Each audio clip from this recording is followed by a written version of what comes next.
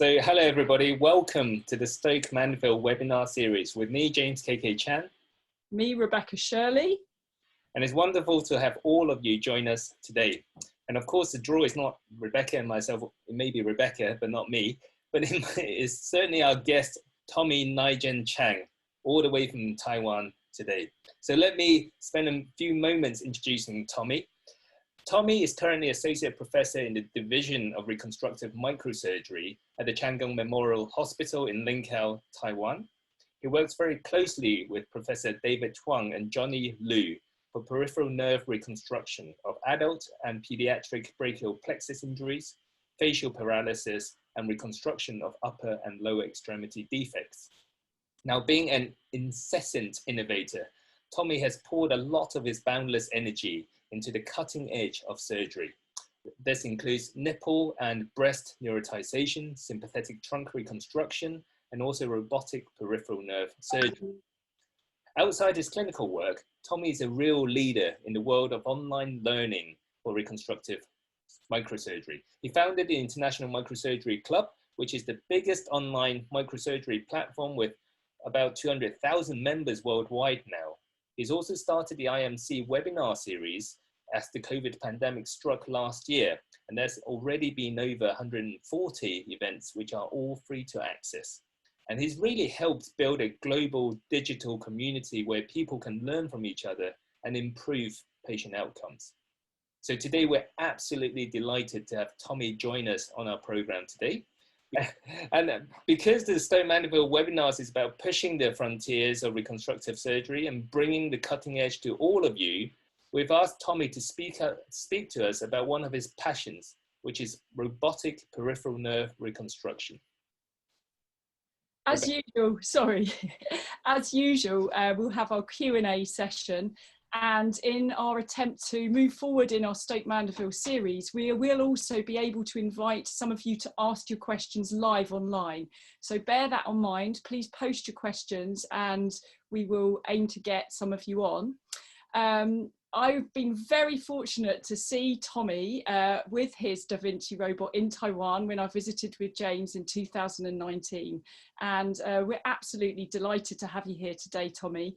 So we will pass over to you and you'll talk about the future of robotic surgery. Thank you very much. Just 1 second before you go on, Tommy, I thought it would be really interesting to see how many people have had any experience of robotic peripheral nerve reconstruction. So I've launched this poll and I'll give everybody 30 seconds to answer this. The question is, have you ever seen robotic peripheral nerve reconstruction? Never, once, 1 to 5 times, regularly, or I personally perform this regularly. So never is winning. Okay. Final 10 seconds.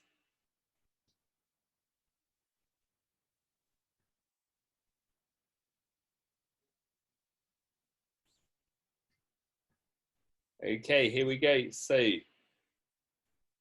no one has ever seen it. Great. The floor is yours, Tommy. Thank you. Thank you, James and Rebecca. It's my great honor to share my experience on this topic here. And I'm going to share my screen. Can you see my screen well? Perfect. Okay, thank you so much.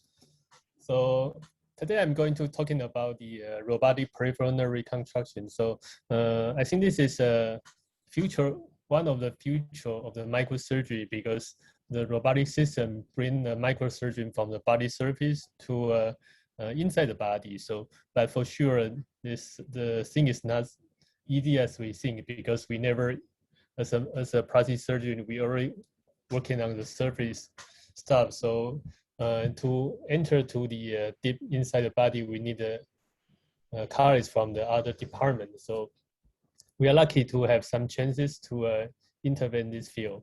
So today I'm going to talk about 2 topics. The first one is the nipple and the breast neurotization by autologous grafts.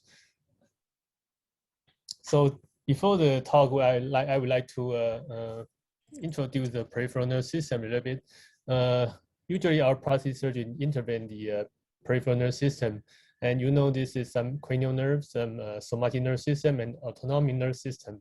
And so we have motor, sensory, and sympathetic, parasympathetic. Usually a peripheral nerve surgeon working on the motor, the facial process, brachial plexus, and some extremity trauma reconstruction, but not so many people interested or experienced on the sensory autonomic nerves. But it's really important. So the general concept is that in the motor nerve, usually we end target muscle, so we have golden time for reconstruction. So usually during the acute stage, we do the nerve renovation, and chronic stage, we do a palliative. So on the contrary, the sensory and autonomy is rarely mentioned. However, this is also important. And compared with the motor nerve, there's almost no golden time of the limitation because the end targets are receptors only. So even 10 years, 20 years, if just coax the nerve back, you will functional. So the structure is also different. So it's just like a motor nerve is a sigma-related, so it's a big fiber, so it's just high-speed rail. And sensory autonomic just like thin or non-myelinated fibers, so it's just like a train. So, however, if you go to the skin, the sensory autonomic nerve, especially the sympathetic, are together. They innervate the surface receptor. So this can only the graft source can also not only autografts, also the desirous allografts. So for example, if you see the patient with a total rural vaginal brachial plexus injury, the patient definitely lost the motor and the sensory function, and also they lost the autonomic function. For example, the skin character is dry, no sweet, and also you can see the flushing, nail, and also deformed. So this is definitely not a sensory problem. This is an autonomic problem. If we see the surface sensory receptors, lots of different receptors react to the different stimulation. So this is a sensory nerve, and usually we evaluate sensory outcome by the 2PD, the mostly common mentioned. However, we found this is not very accurate, because if you have a sensory loss and you repair the nerve, when the patient return to S3, you can see this 2PD is still very high, just like more than 15 millimeters. So it's very difficult to study in details. So however, so usually for the detailed sensory study, we will shift to the monofilament. So this is fine touch. So we usually in our study, we usually use a von Ferry monofilament to study our target. So for not only the sensory, we have also lots of autonomic receptors in our body surface, like some glands, salivary gland, sweat gland, substance gland, lacrimal gland, also the hair follicles, some ciliary muscle in the eye, also controlled by the sympathetic nerve. However, there's still no objective method for the measurement of the autonomic function. So second, we're talking about different kinds of neurotization. So usually we repair the nerve to nerve. It's a highway connect to highway. So this is there's a gold standard for all kinds of procedure. However, in some situation, we can also do the nerve to skin or end target neurotization, or the neurotized skin can neurotize the non-neurotized skin. So also the nerve to muscle, also alternative, and also muscle can re-innervate the adjacent muscle. So there's different kinds of neurotization. For example, this is the best way is to repair the nerve with nerve. However, if we have more nerves, for example, this is AIN, innervated gracilis muscle, functioning muscle, you can do the nerve to muscle neurotization, just embed the nerve into the muscle. This is nerve to nerve neurotization. And this is the distal replant. So definitely this is a nerve and the sprouting to the denervate skin. So this is nerve to end organ. And this is a neurotized skin can also neurotize the non-neurotized skin. So this skin-to-skin neurotization. So usually this is not very strong indicated because people talking about the skin-to-skin neurotization may have some sensory back. However, we found this more indicated in the facial sensory system, in the body tips for protection, and huge defect or isolated symmetric trunk. So just like we highlight some indication to restore the sensory function, like a facial sensory system, body tips, and huge defect, and pure autonomic.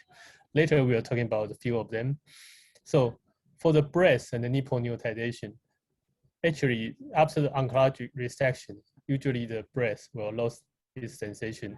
Also, the autonomy function. The patient may complain about this complete numbness or there's no sweet, but this is usually the doctor didn't mention it too much. So we thought about if we can neurotize the breast after the oncologic resection. So we got some idea from my teacher when I did a fellowship in Toronto. My teacher, Dr. Brashal, did cornea neurotization. Actually, it's a nerve to end target. So we thought about if we can use a similar idea to do this part, maybe possible. However, before that, we need to understand how the denervated breast status, because some patients present still has some sensory after the oncologic resection and reconstruction, but some were not. So we want to study how the long-term patient suffer from the denervated issue. So this is Professor J.J. Huang's case. So we studied this is after DIP flap around 2 years, no neurotization. So the patient still definitely lost the sensation, entire sensation in the nipple area complex, also the lateral breast. This is almost 2 years. Another case is peroneal incision, also lateral breast incision. So the lateral breast, a little bit S1 sensation, and lower part of the breast is S2 plus. Actually, the patient suffer from very numbness, and they are very uncomfortable.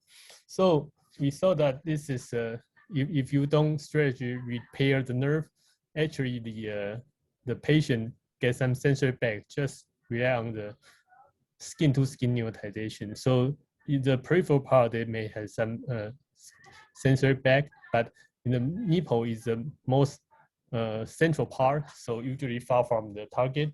So usually the nipple will have the worst sensation. So this kind of the non-neurotized breast is not only for the decrease the quality of life, but also they have maybe potential to have thermal injury due to the poor sensation. There's a paper from PSCO 2016. It's a case report talking about the reconstructive failure due to the thermal injury after the breast reconstruction because the patient didn't have any sensation. This is now the only case, but also you review lots of papers talking about the same issue. So they may cause a reconstructive failure. So talking about review some literature, there's not so many papers talking about that. The very important person is a resource from Cleveland Clinic, studied this topic maybe from 10 years ago. He mentioned that the patient satisfied with the breast reconstruction except the sensation and auroral function. This paper is in 2010. And later, different kinds of technique proposed to restore the sensation, but mostly repair to the nerve on the flap. For example, the DIP flap has some sensory nerve, so we can coax the nerve together between the intercostal nerves to get some sensation back. But this is a nerve re-innervate all the flaps. Can the denervated allograft works? Yes, because this is a sensory nerve. If the defect less than 7 centimeters, we can use the estrogen to replace the autograft. Another paper from result in last year talking about this just direct coax to the base of the nipple, so as a direct neurotization to the nipple. So this is in this paper talking about the short recovery. So this is very promising. However, we use a different way. We use autograft. So anyway, from the literature review, we found that if we surgically neurotize the breast, they will improve the sensory function and also the quality of life. So, but however, for the previous technique, there's still some limit. So we modify the technique a little bit. This is anatomy of the neural anatomy of the breast. Is usually from the 3rd to 5th intercostal nerve, and the nipple was mainly from the 4th intercostal nerve. Then this is, so if we nowadays, when our breast surgeon do the mastectomy, nipple sparing mastectomy, usually they will intervene from the lateral breast and so this is a cadaver picture. You can see a lateral cutaneous branch is very big. So they will intervene from the lateral breast with a small incision, maybe 4 to 5 centimeters. They'll remove all the breast tissue. And so for sure the nerve was ruptured already. So if we see the from lateral breast, you can see the intercostal nerve has 2 branches. The motor nerve was underneath the rib, and the sensory nerve just above the rib and to the superficial layer. So we can use these lateral cutaneous branches as a guide to dissect proximal to the underneath the rib, find the bifurcation, then dissect the motor nerve, because we want to use the autograft to elongate this kind of sensory nerve. So after we cut the motor nerve as a graft, maybe 10 centimeter, or we just add 2 or 3 nerves together. So elongate the sensory nerve and embed to the base of the nipple. So this is our method of the breast and nipple neurotization. After a 1 degeneration, this motor nerve graft will become the sensory nerve. So for example, in this case, we dissect from the lateral cutaneous branches and go deep to underneath the rib, dissect motor nerve, and use this motor nerve elongate the sensory nerve. So just like this. So after some elongation, this sensory nerve will usually elongate the nerve across the midline, so that will be long enough after the flap inset. You can see in this lateral breast incision, usually 4 to 5 centimeters. So in this small area, you need to put the big flap with a beautiful shape, also repair the vessels, artery and vein, also grab the nerve in the base of the nipple. So in this, from this small incision, you need to do everything. So in the indication of the breast is 2. There were 2. Yes, nipple is for the sensation and erection function. Also for the rest of the area is a huge defect. So after we neurotize the breast, the sensation back, and the sweet, grace-free, anti-flushing, normal hair and growth function will be back. So we have done more than 60 cases, and also mostly by me, also a few cases by my colleague Johnny, and the breast reconstructive surgeon was JJ Huang. So the average time of the procedure of mine is 1.5 to 2 hours. There's no nerve or pulmonary related complications, and we can do all kinds of the cases like open endoscopy, robotic mastectomy, and flap or implant. However, we don't do the vital cases because the position, and also to avoid the entire surgery too long. And this is our relative contraindication. So we have 3 types of the patients: the skin sparing mastectomy, nipple sparing mastectomy, or secondary cases with a chest wall contracture. We all dissect all the nerves and go up to the base of nipple or on the flap. So we can do all kinds of the neurotization in all kinds of break defect. So just a small video showing the key procedure. So usually we'll identify the lateral cutaneous branches from the small incision, use a bipolar. So sorry, it's not very clear, but you can find the bifurcations here. So after that, you can keep using this small incision to keep spread the intercostal muscles and to get the nerve from the lateral to medial. And also after the almost reach to the IMA, IMB, you can cut the nerve, then put it out for the, and usually I prepare the nerve here, and after I mark, and later after the flap inset and anastomosis and shape, we will prepare the we'll prepare the nerve to coapt to the base of the nipple. Yeah, this is after the elongation. You can see the nerve almost cross the midline, and after the flap perfuse, this is my last stitch. Left to JJ Huang. She will have to go up to the base of nipple and complete this procedure. So in some cases, if the breast surgeon use a robotic approach and the JJ use a robot to intervene the DIEA, I can also use the robot to halve the intercostal nerve. This is without any additional charge to the patients.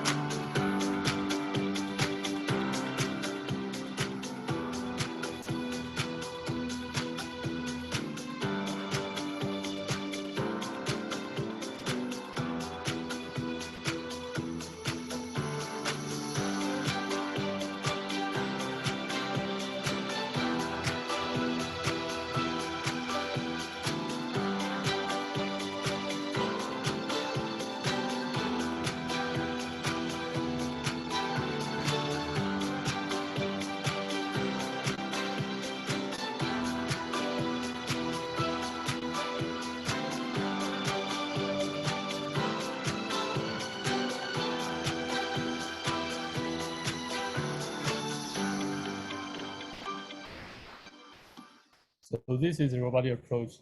So after the neurotized procedure, if you have more nerves, we can not only coapt to the base of nipple, we can also coapt to the flap. So the flaps will neurotize the overlying breast skin, also skin-to-skin neurotization. Also, we put the key nerve graft to the base of nipple. So this procedure will be the this kind of multifocal neurotization process will neurotize the entire breast and the nipple. So, for example, in this case, this is a previous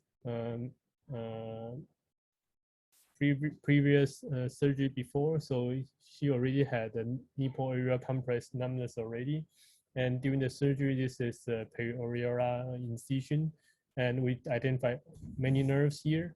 And also on the flap, the IP flap, we also find some nerves. So we coapt the nerve together on the donor side, then use one nerve graft to neurotize the nipple, and another nerve neurotize the breast, the flap. So this is if it depends, the neurotization process depends on how much nerve we have. So some long-term result. 帮我关掉，赶快关起来。So the long-term result, we just show 2 cases. This is our very early approach. Actually, at that time, we still don't have a concept of the long nerve graft.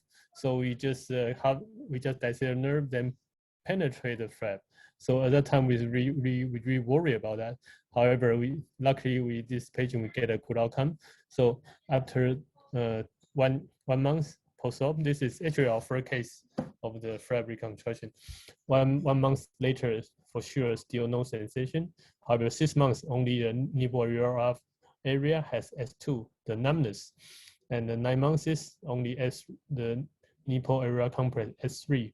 So almost normal already. 1 year, only the nipple has a little bit different. So you can see the morphilament almost similar between the bilateral breast. So after 1 year, the patient said it's almost she felt that the breast was not upright before. So with the symmetry in appearance, also the occipital scar, and also the near normal sensation and arousal function. So the patient was happy. So another case was phylloid. So the patient received a phylloid excision before, and after that she put a tissue expander. However, due to rupture, she came back for the flap exchange. So during the surgery, we also identified the nerves and they preserve the intact the branches. So we only use the ruptured nerves to do the neurotization. So this after elongation, we put the this is a flap. After flap being set, we suture the nerve back to the nipple, and only 4 months is they got a very good sensory comeback. So the motor filament almost similar compared with the normal sign, and this patient is a very quick. Although the tinea sign still in the lateral breast, but the patient has a good nipple sensation. This kind of reflex. So nowadays we have more than 60 cases experience, and we found that the neurotized group, and they can start to get a sensory function after 3 to 6 months, and the motor filament start to decrease and return to near normal. We also have another 2 groups, the positive control with the healthy breast. Usually the motor filament is within 0.1 grams and even less. And for negative control, you can see after 3-4 months, years, the motor filament is still very bad, and most of them still no sensation. So we can see that in our case series, if we steadily neurotize the breast, the outcome will be better and better after 6 months. So from this graph, you can see even more clear. So you can see that after start from 3 months and later until 9 months, the patients start to get the sensory back, and most of them can reach to a motor filament less than 1 gram. So actually our goal of the neurotization is breast sensation, nipple sensation, arousal function, and also the patient can identify the area we touch. So I think this is we basically get a good outcome in most of the patients. They have better sensory and arousal recovery, also the better quality of life. So our breakthrough is that we use the autograft, which is no additional scar, no donor cell mobility, and sufficient donor nerve sources, and we can near total complete the breast and nipple neurotization, and so the patient can get the good cosmetic function and also the functional outcome. This technique is feasible, and the outcome is also good in most of the patients. Patients are happy. We can do all kinds of clinical scenario. So this is the first part, and the second part will be robotic sympathetic trunk reconstruction. And this is pure autonomic. Maybe 5% of the population suffer from the palmar or other regional hyperhidrosis, and this is not mostly affect the palms, SCR, sole, and craniofacial areas. They may impair the daily functions and also the social interactions. So most of the patients will depress and anxiety.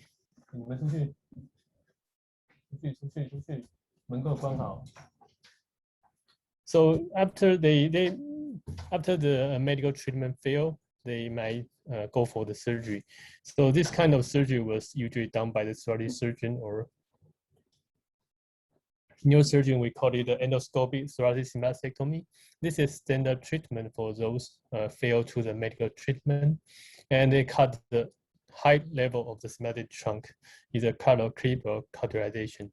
So this surgery has been already 100 years. This is from 100 years ago. People start to do the mastectomy, and however, this is not very popular after it shift to the endoscope approach.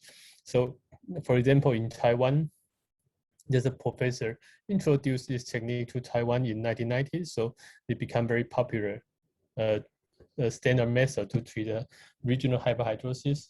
And until 2005, maybe 300,000 people receive this kind of surgery because of different kinds of the regional hyperhidrosis. However, usually this kind of the treatment was really effective to control the local sweat, but other adverse effect which cannot be solved by the doctors. For example, compensatory hyperhidrosis. So this kind of hyperhidrosis, just like, for example, if you cut a T2 to T4 level, and above this line, you just like very hot and dry, and so your craniofacial area, high chest level, and bilateral upper arm will be very dry. And however, in the lower body, will just like soak in the swimming pool because of the compensatory hyperhidrosis. And so the patient really suffer even than before. So this is the truth about ETS. In some patients, they really suffer from that.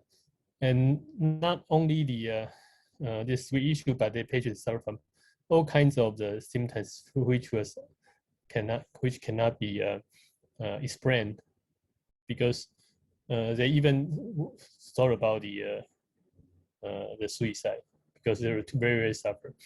So, but if we trace back to the function of the sympathetic trunk, we understand that if we they control the three major systems: the superficial body receptors, all the glands, and the internal organs, every organs involved, and also the sympathetic trunk isolate control the vessel constriction.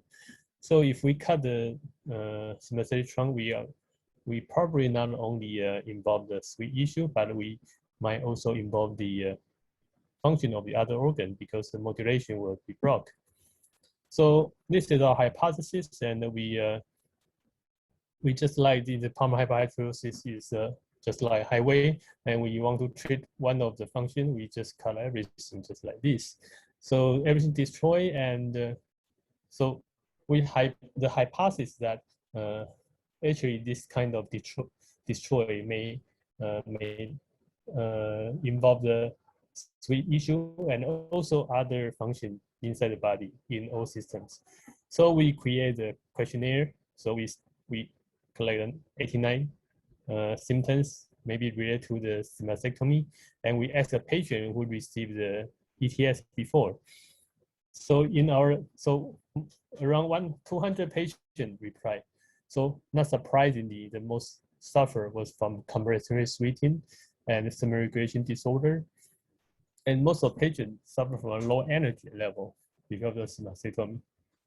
That is not surprising. And however, from the other systems, the patients still suffer from 40% to 70%, which was really high and statistically significant compared with the normal control. And not only the high percentage, but the severity also very high as well. If the 0 is normal and 10 is the most severe, you can see that most of the symptoms will score more than 5, so which means the patient suffer from this quite a lot. So in this questionnaire, more than 200 patients reply. We understand the ETS not only cause the compensatory hyperhidrosis, but also destroy the body system in all fields, which is really suffer. So if we, after the mastectomy, can we restore the sympathetic trunk back? Actually, this is called ET reversal surgery. And however, if we go back to the literature, we found that this very limited paper talking about this. However, because in the past, the people just intervene this area through endoscope. In the endoscope can see the sympathetic trunk, but they cannot do the dedicated work. So some people try to restore the sympathetic trunk. However, the outcome was not good, and they don't have micro training, so they don't usually use the local intercostal nerve or vein grafts or just direct repair, and they don't use the suture, they use the fibrin glue. So the outcome was not good, and just perform few cases, then stop. There's some technique problem and anatomical problem, so the doctor just very frustrated on the reversal surgeries. There are only one paper from Dr. Connery in New York City talking about robotic assisted microsurgery, and 3 cases using the robotic approach suture the nerve. In the first 2 cases, they get a good outcome. So this is only one paper talking about the robotic assist sympathetic trunk reconstruction. So by this robotic system, we can intervene the nerve from the body surface inside to the thoracic cage. So this is a very good breakthrough, and we believe this is the future of the microsurgery. So we start to use this technique. We modify the technique and started in 2017. And after 1 year company result, we started to do a regular service. Now we have done 33. We are probably the only one center to do this surgery in the world. So I think the most important thing, which was not mentioned before, was that for the peripheral surgeon, microsurgeon, we understand when we collapse the nerve, we need a very good, healthy nerve stem.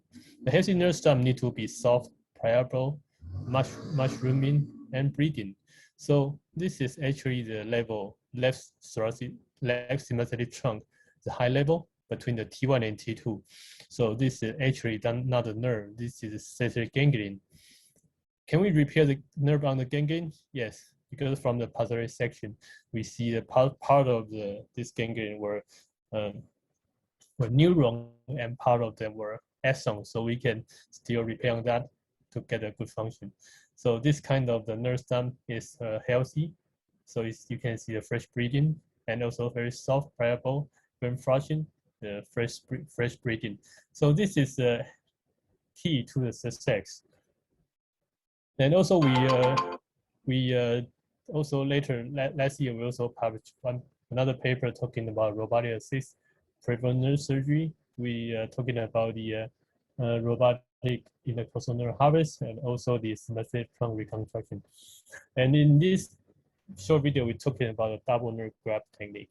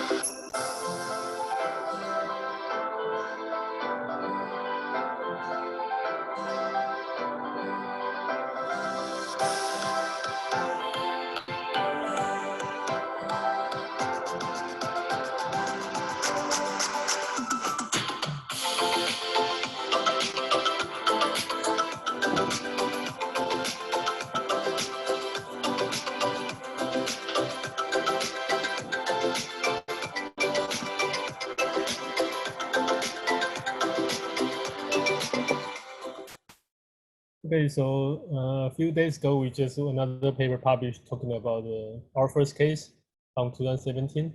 It's a long-term result. Actually, after 1 year and a half, the patient start to very consistent, normal. All the compensatory system decreased to a very low score 1 or score 2, and only one thing is that the patient suffer from some shoulder and neck soreness and some extremity weakness. Yeah, this is because the patient after the successful reversal surgery, this on Facebook group, all the patients know she's the patient, and all the patient text her, call her, and email her. So you need to spend many hours in a day to reply all kinds of text. So she suffered from a C-spine problem, and she come back to the admit for a few days. So nowadays she suffer from this kind of uncomfortable because of the C-spine issue, not related to the sympathetic trunk. But anyway, this is a good result, because you can see long term after 3.5 years, the condition is still very generally stable. So this is our now this is our standard technique, and we try different things on the coastal nerve, but now we do the simple way because we want to minimize the surgery time to avoid the pulmonary complications, and also we found the different techniques of the intercostal nerve is outcome not different. So nowadays this is our standard procedure in the left side and also the right side. So the result is generally okay. So we proved that this is technically feasible. We compare the 2 months and 6 months and 12 months result with more than 20 patients, because this is kind of the patient usually mostly complain about sweat issue, and however they are very different because some patient receive a surgery in the winter, but 6 months will be summer. So you don't know either the climate affect the outcome or not, and vice versa. So we studied the 6 and the 12 months as our majority of the functional outcome, and luckily we found there's not much different. And for the comprehensive sweating, actually we compare the difference, and this is the sweat issue is very subjective, and however we found that there was not gold standard measurement for this kind of autonomic function. And we found that actually the role of the autonomic system is just like a pepper of salt in the soup. So you cannot measure the weight of the soup, the salt, and detailedly. But if you the more a little bit more or a little bit less salt, you will find the taste of the entire soup will be different. So this is the role of the autonomic function. So finally, we find that this score maybe can relevant to our functional outcome. So we define the minimal clinically important difference more than 3 as a clinical beneficial. So we just use this questionnaire input to our patient report outcome, and we found that after 6 months, the score will be much decreased from score 7, 8, even 9, decrease to a 3 to 5.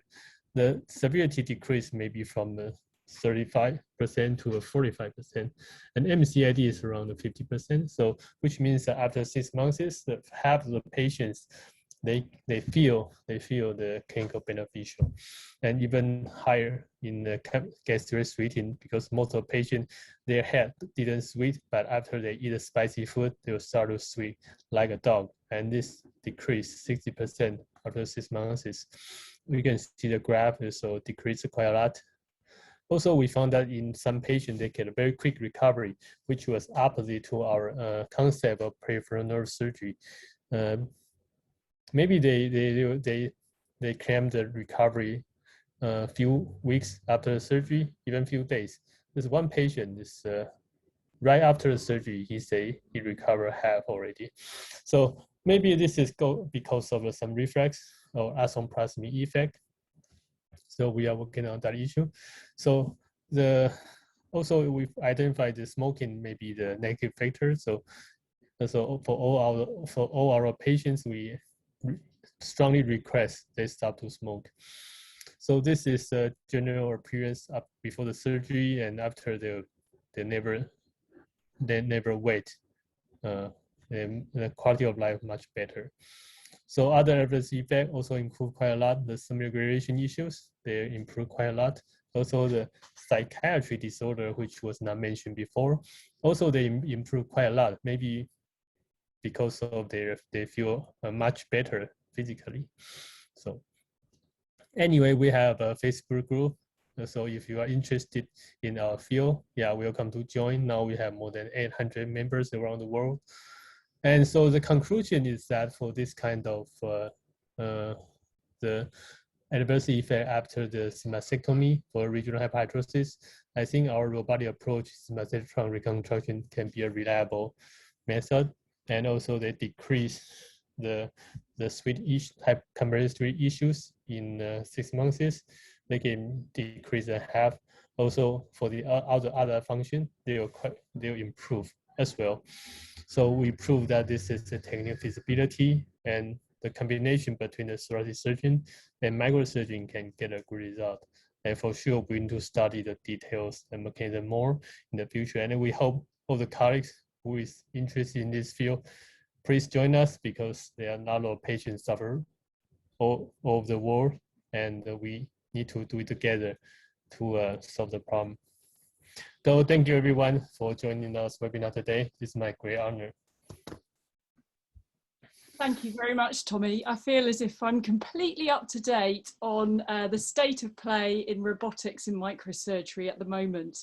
Can I start by asking you a very general question about being a surgical innovator? Have you got any advice for those of us that aspire to be innovators in surgery? Thank you ever so much. It's a great, succinct talk on the cutting edge of microsurgery robotics. So I wanted to ask you about being a surgical innovator. Is there any advice you could give to other surgeons wanting to innovate, just particularly thinking about the approach and the ethics about starting new procedures? Yeah, thank you so much. I think we are lucky because, you know, nowadays you can say the old dogs cannot play new tricks, but you know, if we want to do some innovation inside our field, it's very difficult because everything has been done. And however, there's a lot of, as for the in the human body, there are different systems like a vessel system, and also the nerve system and lymphatic systems. And for the vessel system, I think this has been explored already in the Supermicro surgery level. However, in the prefrontal system and lymphatic system haven't been explored in some field. For example, inside the thoracic cage, we also see the thoracic duct over there. And if I asked our thoracic surgeon partner, what will you do if you just cut the thoracic duct? You say just clip it. They don't care. So I think it's a good opportunity for us to repair the thoracic duct by robotic as well. So I think this kind of innovation actually usually, as for the microsurgeon, it's good to because we only do the very body service work. But if we can get into the thoracic cage in the retroperitoneum, it's good to cooperate with the other experts, because they do this kind of surgery every day. You just ask them to guide you to that field, maybe the nerve or the lymphatic. That'll be very easy. And even you don't need to know the entire robotic system. And you know, the robotic system is very surgeon friendly.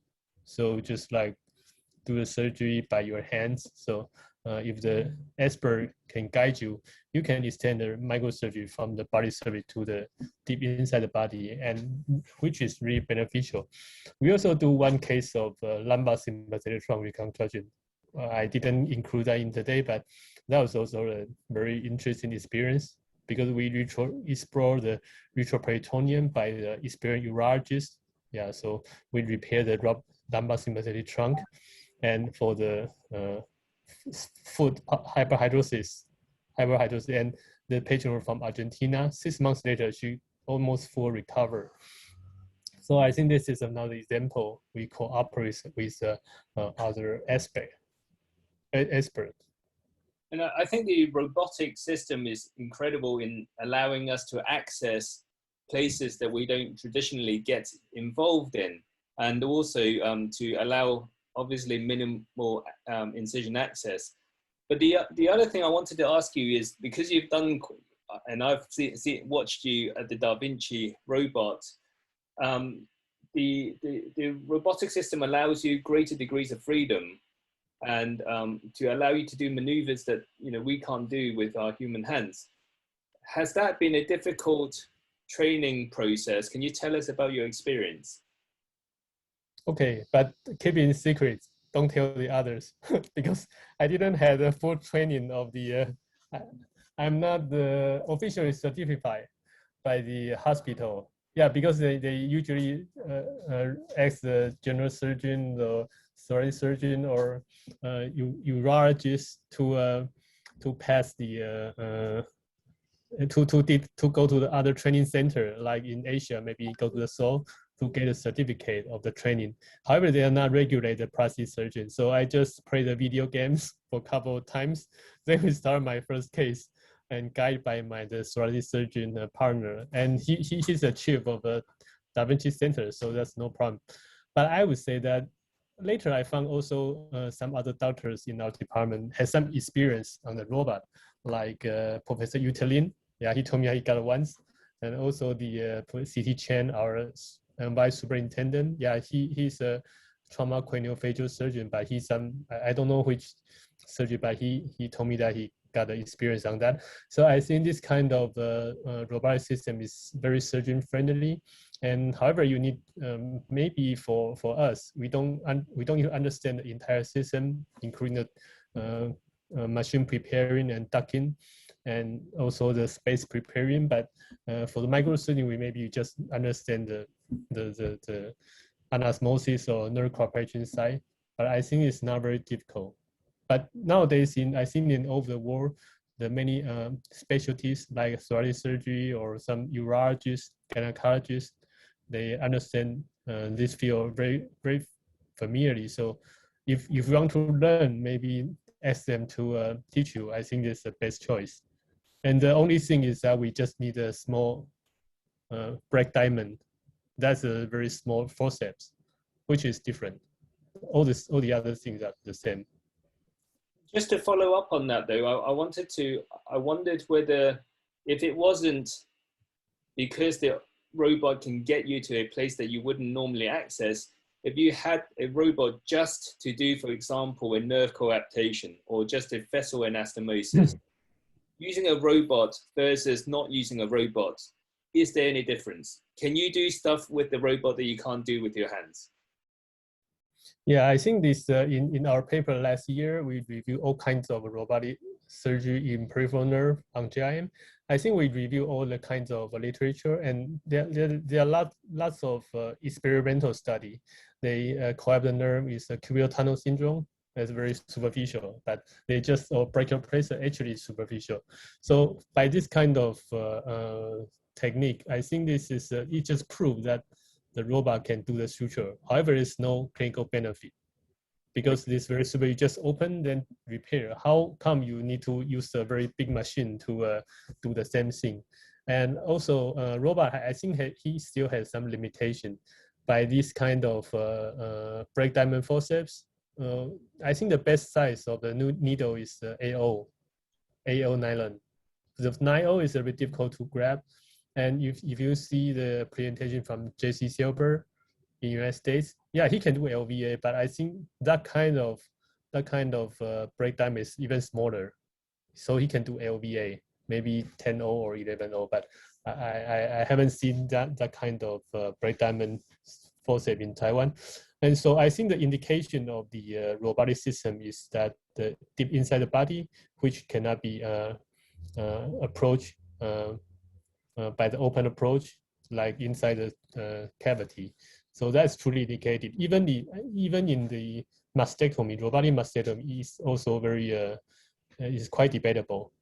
Yeah, because you can do a mastectomy by open approach, 5 centimeters wound, and also by endoscope. How come you need to use a robot? If the robot is really help the patient or help the doctor, we need to identify. Yeah, so I think with the more and more experience, the indication of a robotic system can be more and more clear. For example, in Taiwan, there are lots of patients suffer from in the breast. They were injected by this so-called maiden gel for the augmentation a couple years ago, but they were found toxic. But for that indication, it's good. It's a true indication for a robotic approach because you just a single port.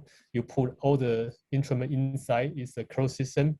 You don't worry about the gas spray out, the toxic gas spray out. So I think this is a great indication using a robotic approach. And however, for the other, just simple nipple spear mastectomy, it's still controversial. Mm-hmm. Yeah. Rebecca? What are the biggest difficulties you've had, technical difficulties of performing this surgery? I think for the for us, for the plastic surgeon, we have zero experience in the robot, even in the endoscope. I think I don't know in the experience from UK, but in our training we even don't have any experience on that. So I think the difficulty is how to approach the lesion.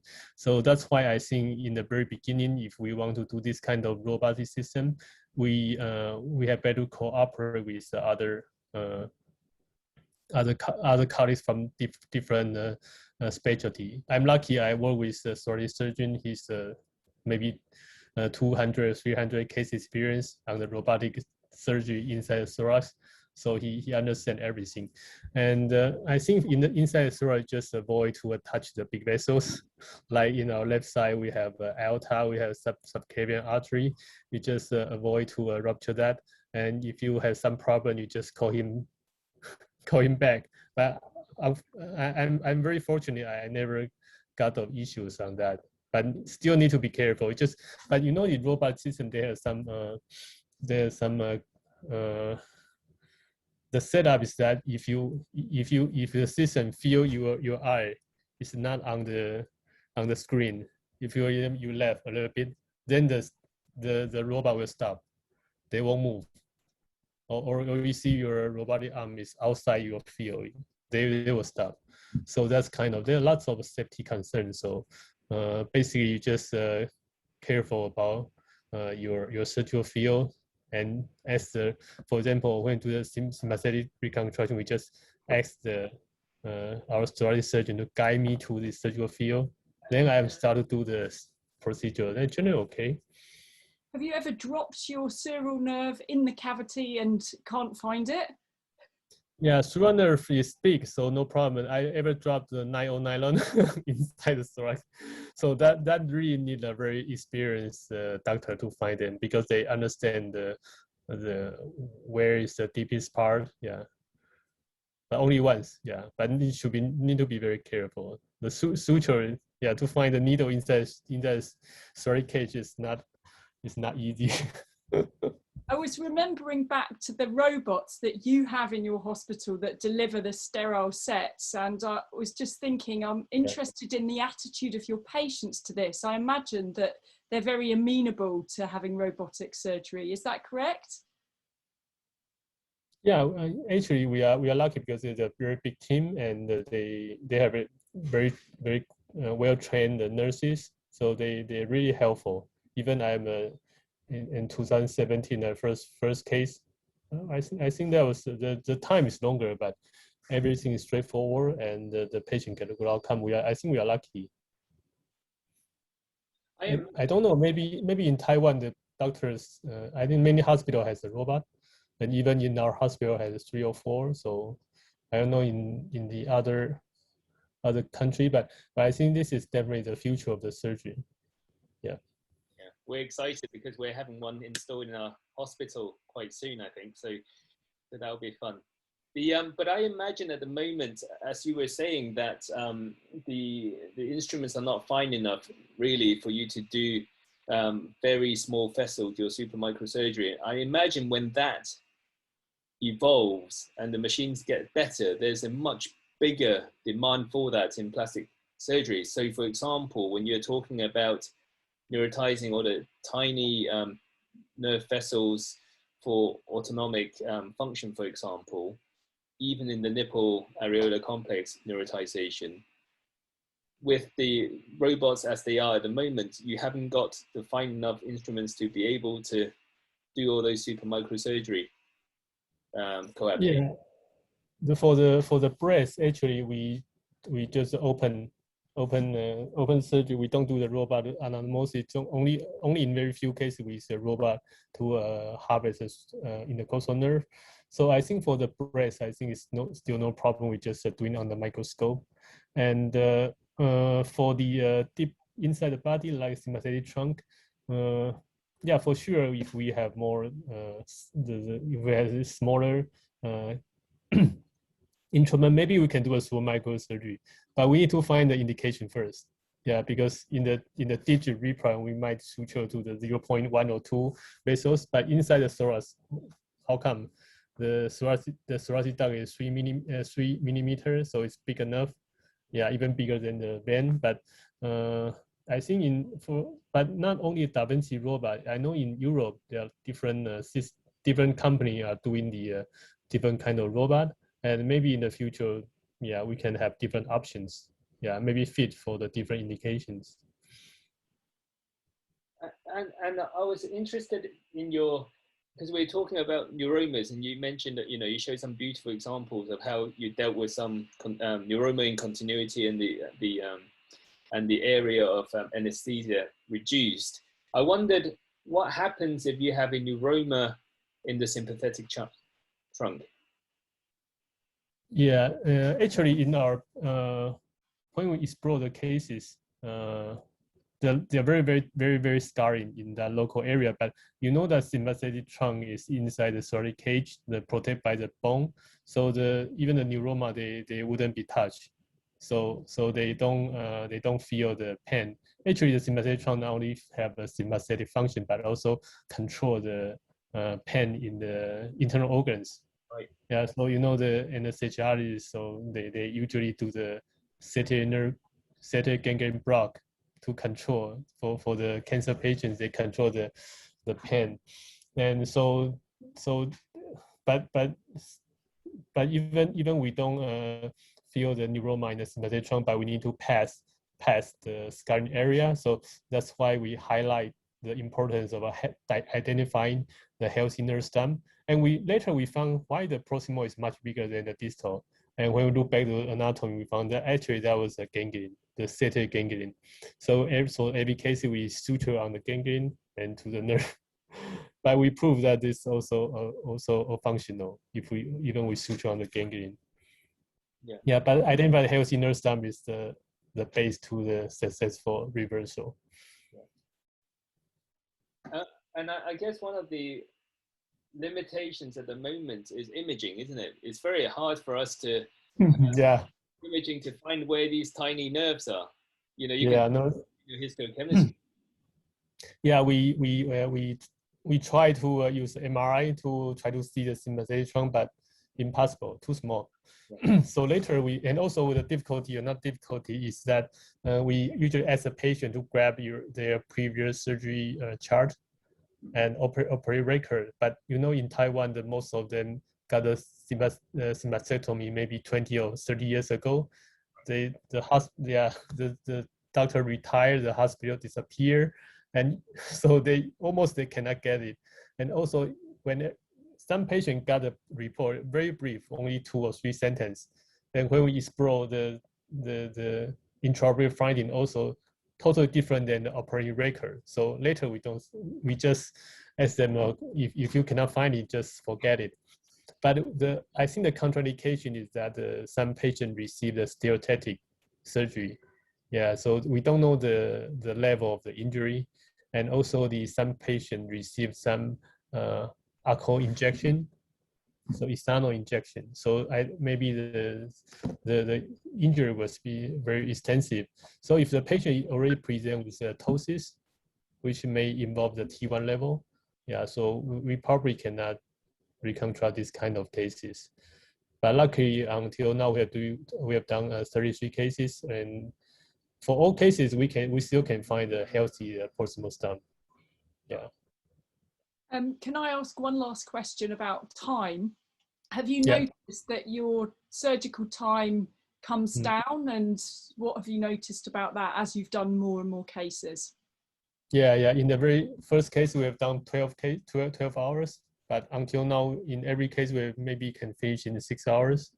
I think also the suture. Yeah, I think first case we probably ran out of all the sutures, maybe 20 sutures, but now probably 4 or 5 sutures. Then AO nylon, in the operating theater.